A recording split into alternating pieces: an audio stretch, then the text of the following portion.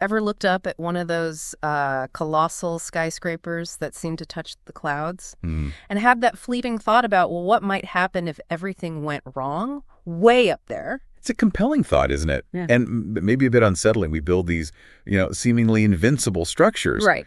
But that height, that complexity, it also brings a unique set of vulnerabilities. That exact thought is pretty much the launching point for our deep dive today.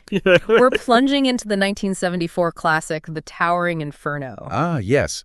A film that, as our source material, which is this really insightful movie review, makes clear, it kind of transcends just being about explosions. Okay. It's a fascinating lens, really, to examine the disaster genre right at a pivotal moment. The review digs into the plot, the characters, the stuff that cemented this movie in pop culture. Absolutely. So our mission for you listening is to go beyond just the towering flames and the all-star cast. Right. We want to really grasp why The Towering Inferno became such a landmark film. We're after those aha moments about its storytelling power, the sheer audacity of the spectacle. And the themes, too. The enduring themes it explored. Exactly. Okay, so let's start with the setting. The central character, in a way, is the glass tower itself. Precisely. The review highlights this straight away. You picture San Francisco, right? And rising above it, this brand new 138-story giant. Wow, 138 stories. Yeah. Billed as the tallest skyscraper in the world at the time, it's more than just steel and glass. It's like this bold statement. Human ambition, tech prowess, all that. And the film doesn't really ease us in, does it? We're thrown kind of straight into the grand opening night. Picture it. This dazzling party way up high above the glittering cityscape. The city's elite are all there. Right. Celebrating this incredible feat of engineering. It's all champagne and congratulations. Right before disaster strikes. Yeah, the calm before the storm. Exactly. And the review pinpoints that critical turning point with real clarity. An electrical fire. It ignites way down on the 81st floor. Okay, so not even near the party. No, exactly. What seems like maybe an isolated incident, it just begins to escalate. Sets the whole stage for the film's central conflict. Which boils down to this really gripping race against time as that fire starts spreading just relentlessly. Trapping all those partygoers hundreds of feet in the air. Yeah. And the review does a fantastic job, I thought, of introducing us to the key people caught up in this unfolding catastrophe. Absolutely. So at the forefront, you've got Doug Roberts, played by Paul Newman. The architect. He's the architect, yeah. The guy with the original vision for this amazing structure, now facing the devastating reality that, well, cost-cutting measures compromised its safety. Oh, wow. There's a really profound irony in that, like a personal betrayal almost. Yeah, I can imagine. And then you have the unwavering force of nature that is Chief Mike O'Halloran, Steve McQueen. Iconic Steve McQueen, yeah. The review paints him as this incredibly determined fire chief. He's battling not just the raging inferno, but also the clock. Right. And the building that seems almost designed to defy their every move. It's like the building is fighting back. Kind of, yeah. And what's particularly compelling, and the review touches on this, is the diverse tapestry of characters trapped inside. Right. It's not just the main stars. No, it's a real cross-section of humanity facing this unimaginable pressure. And it reveals their true nature, whether it's desperation, cowardice, or sometimes extraordinary bravery. Those individual stories, they must provide the human element, right? To make it more than just a disaster flick. That's the key. It grounds the massive spectacle. So, okay, you've got this incredible building, this amazing cast facing impossible odds. What was it about this film, The Towering Inferno, that made it, as the review calls it, the definitive 1970s disaster film? Well, if you look at it in the context of movies back then, it really it crystallized the formula. For those big-scale disaster films that were huge in the 70s, it achieved this really potent combination, the review underscores this, of like deeply human dramas playing out against this backdrop of just awe-inspiring spectacle. So it wasn't just about the explosions. Not at all. It was about how ordinary people react when their world is literally falling apart around them. And the way the plot unfolds, the review explains this really clearly. That was crucial for building the tension, wasn't it? Totally. It wasn't like, boom, instant explosion. It was this gradual, terrifying escalation. A small spark turns into this raging, uncontrollable inferno. Right, it creeps up on them. Exactly. Yeah. And the narrative technique, constantly shifting perspectives. That was clever. You mean cutting between different groups? Yeah, between the panicked guests, the determined firefighters battling their way up, the authorities on the ground struggling. Right. That relentless interplay, it just heightened the sense of chaos and urgency. You were constantly aware of the crisis hitting on multiple fronts inside the tower. It really was a race against time. And the review points out something interesting, that beneath all the action, there was this deeper exploration of, like, human characteristics. Definitely. Things like ego. Yeah. Maybe in the decisions that made the building vulnerable in the first place. Responsibility as the architect and builders grapple with, their potential fault. And ultimately bravery. Just profound bravery in the face of pure terror. And this brings up the film's length. Nearly 3 hours, the review mentions. That's long. Might seem really long today. But the review kind of frames it differently, right? Not as padding, but as deliberate. Exactly. Deliberate and crucial for building that suspense. It wasn't about instant thrills. It was about slowly, meticulously building the tension, letting the danger ramp up gradually. So that when the full force of the fire is unleashed, like the review says, the payoff feels genuinely explosive and relentless. Because you've invested that time. You've been with the characters, seen the threat grow. Precisely. And speaking of characters, wow, what an ensemble cast they put together. Incredible. Steve McQueen, as Chief O'Hallahan, the review, calls his portrayal iconic. Emphasizes his calm, commanding, and intensely pragmatic presence. He's like this solid anchor in all the chaos. And then Paul Newman, as Doug Roberts, the architect. The review rightly highlights the emotional depth he brought. Yeah, having to watch his life's work basically go up in flames. There's a real sense of personal tragedy mixed in with the bigger disaster. You feel for him. You do. And what's really insightful is the dynamic between McQueen and Newman. The review points out their screen time together isn't huge, but it's incredibly powerful. Okay. It's not forced buddy-buddy stuff. It's more like mutual professional respect, but with this underlying conflict. Because of their roles, the creator versus the rescuer. Exactly. The creator confronting the consequences and the rescuer battling those consequences. It's potent stuff. And amidst all the intensity, there's Faye Dunaway. The review suggests maybe she was a bit underutilized as the love interest. Perhaps, yeah. But it does say she still brought a certain undeniable grace to the whole horrifying situation. Adds a touch of glamour, maybe. Something like that. Then you have the characters who kind of represent the cause of the disaster. William Holden and Richard Chamberlain. Ah, the corporate villains, as the review calls them. Yeah, Holden portrayed as negligent, Chamberlain as particularly slimy, both basically responsible to some degree for the compromised safety. But it's not just heroes and villains, is it? The review mentions Fred Astaire. Right. Fred Astaire, Oscar-nominated for playing an aging con man, and Jennifer Jones in her final role as the woman he's trying to protect. Wow, that adds another layer. It really does. A poignant layer of unexpected human connection and vulnerability right in the middle of the mayhem. And then this really gets to why the film works so well, doesn't it? The review says it wisely uses character moments to anchor the destruction. That's a great way to put it.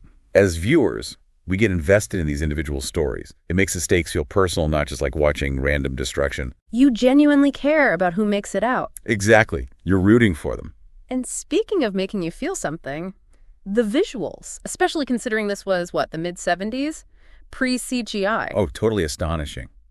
The review rightly calls the practical effects a triumph of analog filmmaking. And it feels different, doesn't it, when it's real? It absolutely does. When you see real flames, stunt work, and model work, like the review lists, there's this tangible, visceral sense of danger. Yeah, you almost feel the heat. You do. It often feels missing from maybe more digitally heavy stuff today. And remember, some of those sets were huge. Multi-story constructions built just to be burned. That commitment to realism is just, wow. Remarkable. And the transformation of the set design itself is incredible. How so? Well, initially, the review describes the glass tower's interior as sleek, modern, state-of-the-art. Right, pristine. But as the fire takes hold, it morphs into this claustrophobic and hellish environment. You can practically feel the walls closing in. Yeah. Gives you chills. And the review specifically calls out those massive set pieces. Yeah. The scenic elevator rescue. Oh, God, yeah. Perilous is the word. The heart-stopping failed helicopter landing attempt. And that incredibly dramatic final water tank release. These weren't small effects. No way. Yeah. Huge, complex sequences that were, as the review puts it, jaw-droppingly executed. It's pre-CGI spectacle at its absolute finest. You genuinely feel the heat. But it wasn't just what you saw, right? The sound and music were crucial too. Hugely important.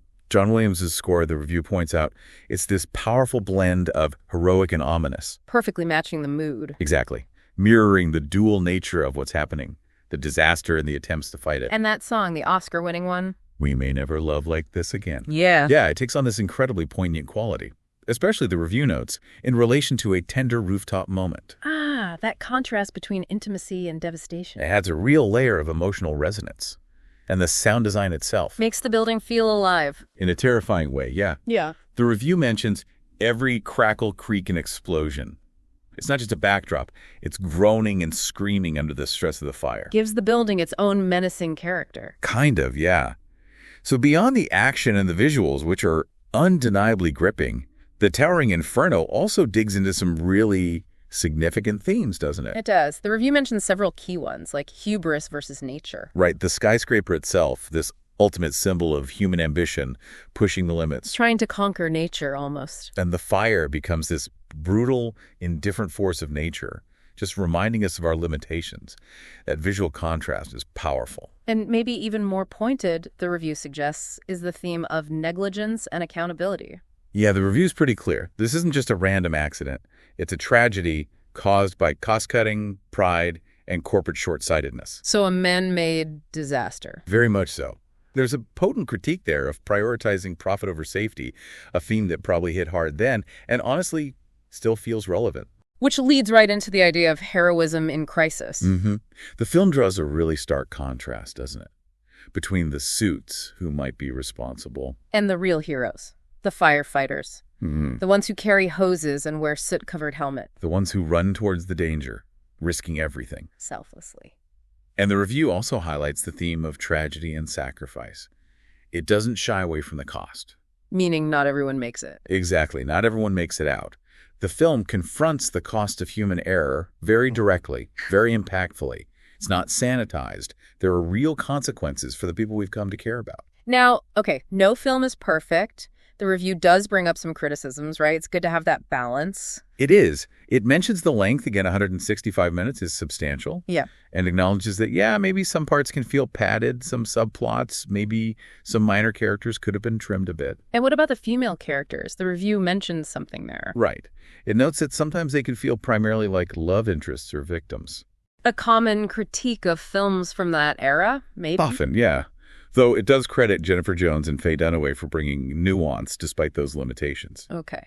Anything else? It also points out that some early scenes, the melodrama, might feel a little heavy-handed now. To modernize, perhaps? Yeah, but you have to see it in the context of 70s disaster movies.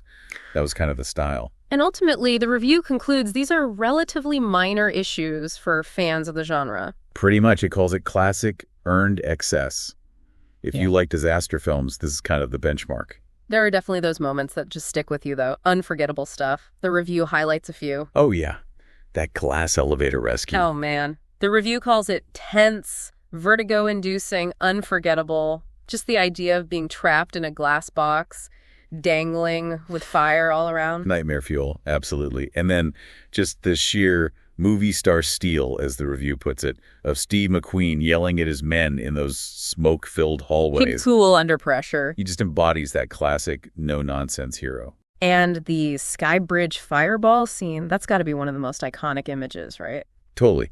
The review calls it a perfect fusion of suspense and destruction, etched into movie history. But maybe the most resonant moment, the review suggests, is that final line. Ah, yes. It's not the building, it's the people you put in it. Wow. That hits hard, doesn't it? It really does. A surprisingly profound indictment of corporate carelessness. A reminder of what actually matters when disaster strikes. So wrapping it all up, the Towering Inferno. The review basically calls it a towering achievement in disaster filmmaking. Mm-hmm. Big, bold, star-studded, but also surprisingly resonant, thought-provoking. It really set the standard for the whole genre, didn't it? It absolutely did. And the review concludes it's maybe never quite been matched in terms of its sheer scale, tension, and heart. It's more than just watching things blow up. Way more. It's rooted in the human stories within that chaos. And that final thought from the review, you'll never look at a skyscraper the same way again. That definitely sticks with you. Absolutely. It makes you look past the shiny facade, doesn't it? Consider the complexities, the potential vulnerabilities in these huge structures we build and live and work in. So, for everyone listening, the key takeaways from this deep dive. We've seen how the towering Inferno just masterfully blended the huge spectacle with really compelling human drama. Brought to life by iconic performances, groundbreaking practical effects. And we dug into those enduring themes, too.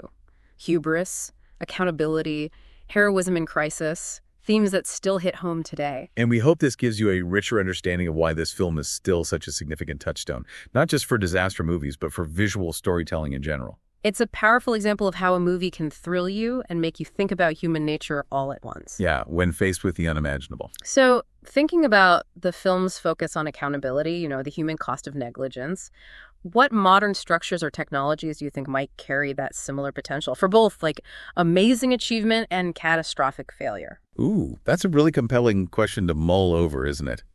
And maybe beyond the spectacle itself, what do you think is the most enduring message from the towering Inferno? For our world today, which feels increasingly complex, interconnected. Lots to think about there. Well, thanks for joining us for this deep dive. We hope you found it as insightful and engaging as we did.